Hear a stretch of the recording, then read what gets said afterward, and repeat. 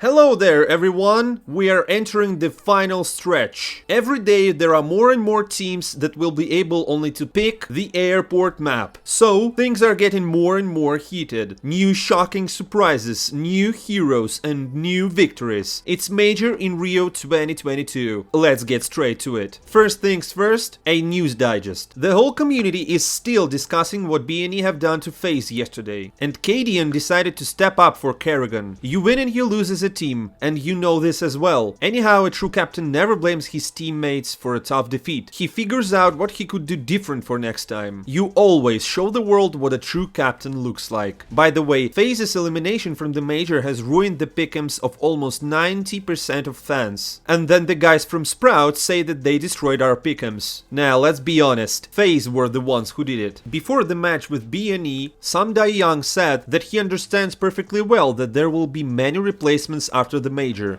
And in terms of the major, it brings its own level of pressure. It's the most prestigious event when it comes to Counter-Strike. But for you, this is potentially your last event on Navi. Are you feeling more pressure on it, or where's your mind?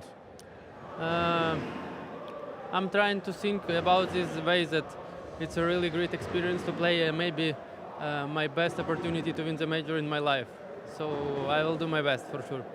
And you got a smile on your face when saying that. Do you think that Young could be removed from the squad if, for example, Navi doesn't reach the finals? Because it seems to me that any result worse than that will be a failure for them. As always, feel free to share your opinions in the comments below. Also, Niko unexpectedly mentioned HooXi on his last stream. HooXi's playstyle, or the style of calling is a lot more freedom, and he wants players to have more input on where we should end the round and where do we think it's weak, where they use the most util and things like that, just generally his players taking more initiative. While with Nexa, he was also giving freedom to players, but we were having some more set rounds, so I think that is the biggest difference. Also, the most important thing is HooXi is working much more. I think he's one of the most hardworking players I played with. It's definitely him and Hunter up there. Friends, today I want to tell you about a decent website, csgo.net. Have you long considered updating your inventory? Now is the best time to act. Moreover, csgo.net launched a thematic Rio Major operation with dozens of neat bonuses and a dedicated giveaway. Here you can find many cases of any taste, upgrades, contracts and absolutely everything you might need. What makes csgo.net so unique? It's pretty simple. They've been here for years, have their integrity system, a massive amount of users with reviews and proofs, and obviously a referral system. And I can't leave you without a generous bonus. Use my promo code LIVE to get an extra 40% for your deposit. Follow the link in the pinned comment and try it for yourself. Thank you for watching the ad. Let's roll back to CSGO.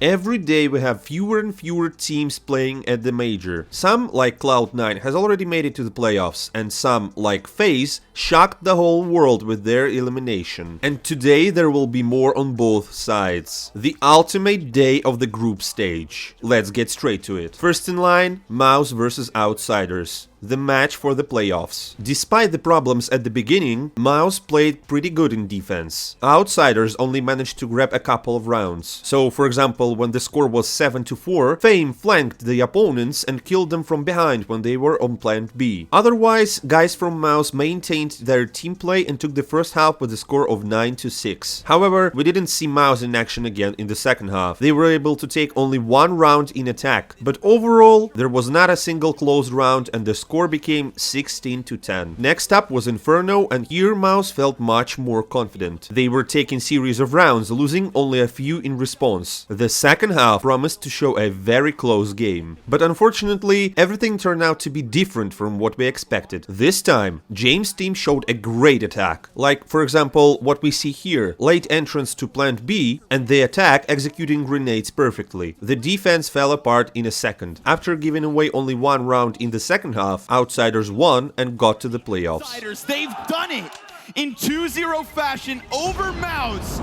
We have not had them in the playoffs since Stockholm, an early departure in Antwerp, a loss of a world-class entry fragger replaced by Fame. Our sincere congratulations to the team. In a post-match interview, Kicker told that they had a great game plan and everything worked out just perfectly. I agree, there were no chances at all. In the second half of the game, we could have seen the contrast on both maps. But the most interesting thing in Kicker's interview was unexpectedly Crims. Like, we lost before against them, like when we were playing in Rotterdam. It was one tournament ago. And let's switch to the next match, Navi versus Bad News Eagles. After yesterday's FaZe situation, by the way, as soon as Fury entered the playoffs, the audience immediately became very quiet. Bad News Eagles going to get on the board here and now in their first rifle round.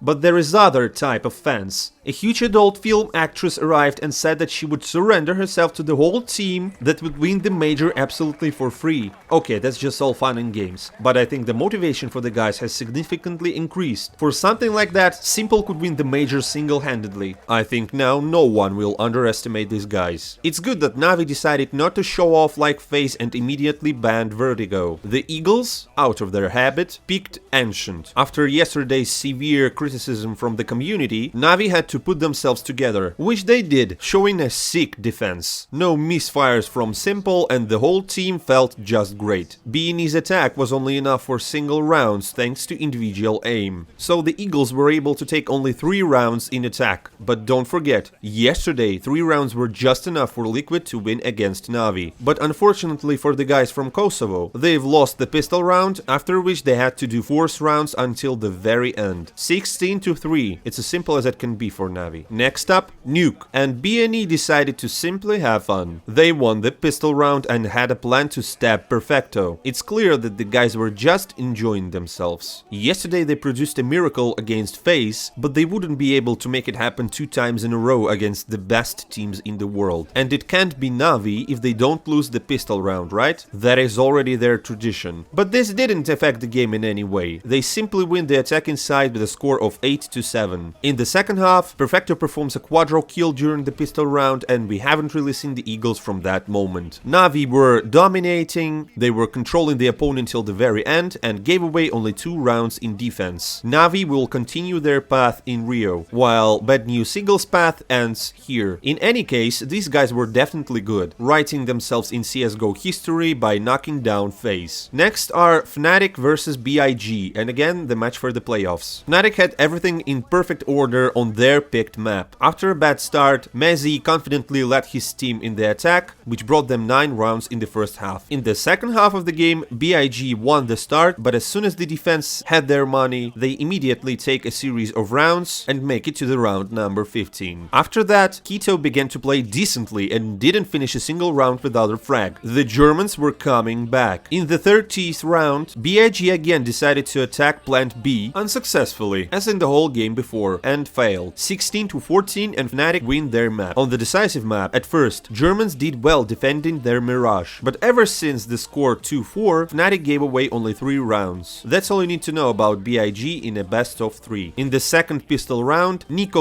produced an amazing play and buried deep the chances from the German team. He's just trying to get the plant. There's no way he wins this round. Yeah, he's not even going to get that. They could even let him survive if they wanted. One a shot. One more would be great. Find him! Oh my god! Nikos! No way!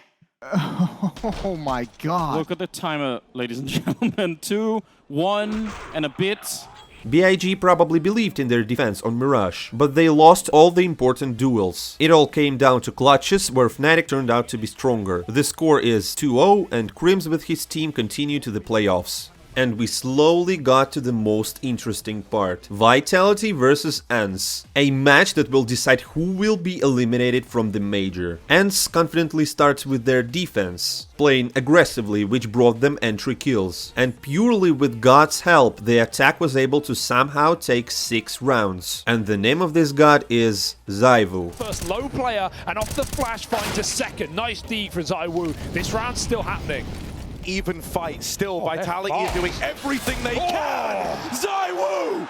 3! To close the Deagle of Dreams to find a 6th round at the half for Vitality. And milk it, ZywOo, take it in. This completely changed the forces distribution on the map. Vitality succeeded at making a comeback and made the score 12-12, and the guys were already preparing to win the map. But then old pal Snappy puts the whole team on his back and leads them to victory. For ZywOo. Oh. And Apex is tapped out too. Unlucky.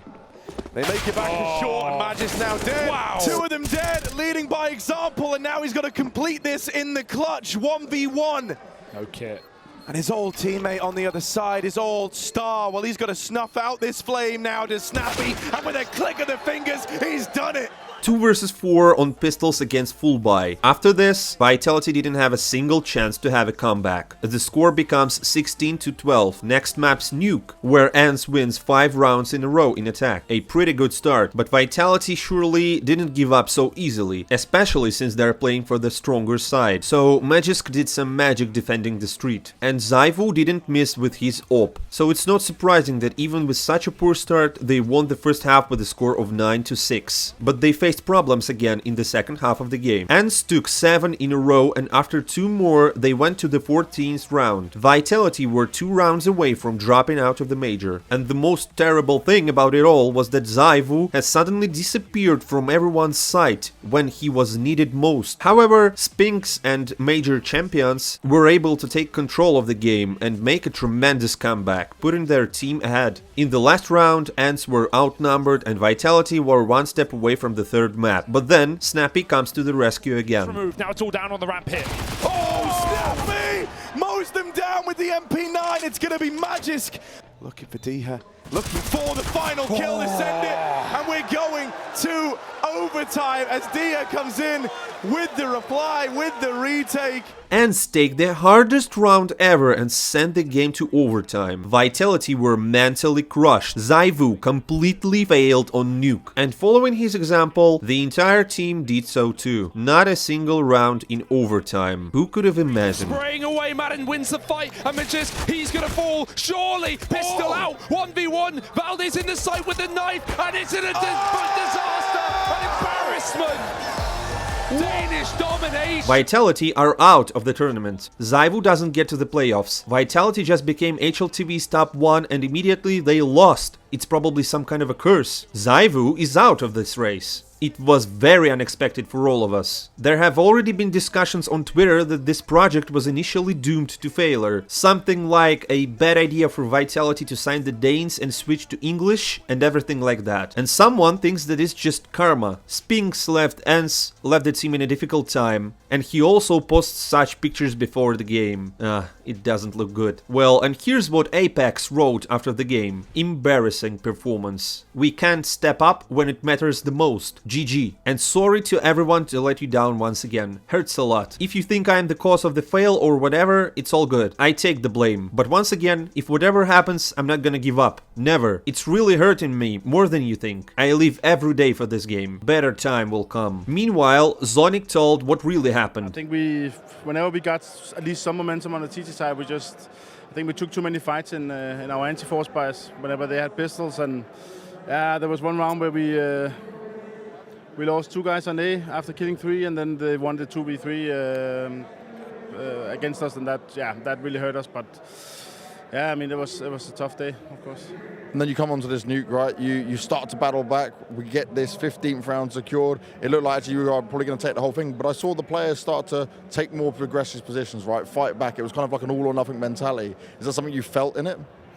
Yeah, I mean, I think they got a good start again, and then we just had to take some more fights because Nuke is a very technical map, and if you just let them manipulate us doing like rotations and stuff like that, then it's just going to be a really tough game, and we don't know where they're coming. And I think we after that 5-0 or 5-1, I think it was, then we started to be a little bit more proactive, and that helped us. But yeah, it's tough to go down 5-1 on the CT side of Nuke, especially during this meta. So yeah, it was. I think the major for us is that challenger stage was really tough. We had to fight our way back, really to show mental fortitude. And I think we played a lot better in legend stage. I don't think we lost a map without it being really close or even overtime. So really proud of the boys, but obviously we expected more of ourselves. Just sorry for all the Vitality fans that we didn't really finish strong. And yeah, today is just about the percentages. If we just played 5% better, I think we could have done a better job. And this was confirmed by Dupree. We fought, we really did, but in all honesty, this tournament has been very exhausting, and we've always had to fight our way back. It just wasn't meant to be. Well, this is the major after all. I'm sure that other extraordinary things await us. Even the best teams in the world cannot resist the magic of a major. Here comes another relegation match. This time it's Spirit versus Sprout. Spirit carried out an awesome attack on Nuke. They were successfully entering any plans they wanted without feeling any resistance. Sprout were able to take 7 rounds in the first half, but it was incredibly difficult for them. They were constantly behind in clutches, while feeling anxious about each episode. And naturally, in the second half of the game there was no actual battle. Sprout played very poorly in defense, but in attack they took only 2 rounds. And that was it. The score was 16-9. Basically a piece of cake for Spirit. And on Vertigo it was even easier for them. At one point they were leading with a score of 8-2 in attack. Sprout managed to win a couple of clutches in return, but that was not enough. The score was 10-5. In the second half, Spirit won the second pistol round, after which Patsy put the final point. Stay with the AK in hand. He's going to be going down. Refresh is low. Oh no! There was absolutely no chance to come back from this moment, especially considering the fact that Xiphon was playing with 32 frags and the rest of the team was zoned out. Sprout were very far behind both tactically and shooting wise. The score was 2-0 and the guys from Spirit were still on their way to the playoffs. And Sprout, having destroyed all the pick'ems, were packing their bags. And the last match for today is Liquid versus Heroic, and another battle for the playoffs. Both teams are in good shape, so this would be a heated clash for sure. Well, it should have happened, but it didn't. Liquid confidently won the start, and at the first full buy round Hikinder performs a quadro kill, and that's what I call a great start. However, they lost their momentum very quickly. Plus, Heroic began to play at full capacity in defense. And even more than that, Cadian incidentally also activated a wall hack. Just look at how shocked Elige was. Speaking of cheats, have you seen how players are checked before the matches? It seemed to me that even in prisons, people are inspected less. Meanwhile, in the match, nothing has really changed. The defense blocked any entrances from the attacking side. In the second half, everything turned out to be even worse. The guys from Heroic win the first 3 rounds and achieve a double advantage. Liquid were only able to take 2 rounds in response, so you understand the dominance level of the Danes. Just look at how they didn't let OC keep the op. They bombarded the poor guy with grenades and killed him in a smoke. That's pure savagery. Heroic steamrolled the opponent and Elige had one of the worst matches in his career. Let's go to the next map. On Mirage, the Danes won the first 3 rounds and that was it. And if there were at least some close moments on Vertigo, here they were destroyed on all fronts. The score was 16-5 on the second map. The teams seem to have decided to exchange maps even without a fight. So the score is 1-1 and everything will be decided on overpass. And usually in such matches we get to watch a very close game on the third map. But again, this is not the case for today's match. After failing the Mirage, Heroic decided to come back on the decisive map and lost only 4 rounds in the first half. Well, at least in the second half of the game, Liquid got there together and had a comeback. The Danes were losing round after round, but then the the score became 11-11, and Cadian realized that his team was losing due to lack of control over the connector. They shifted all their forces, and that was a great success. Liquid's defense collapsed, and they didn't take a single round from this moment. It's 2-1. Cadian takes his team to playoffs again. Just look at his fascinating emotions. Heroic, rip his health away from him, and it just like that, heroic, back in the playoffs, where they belong. This guy lives for CS. I'm just curious to see what will happen to him if he wins a major, and Liquid still has one more chance to get to the playoffs. The schedule for today is out. The last day of the group stage. You can see 6 teams, but only 3 of them will make it further. I get a feeling that it'll be mind-blowing. And don't forget to hit that subscribe button. See you soon.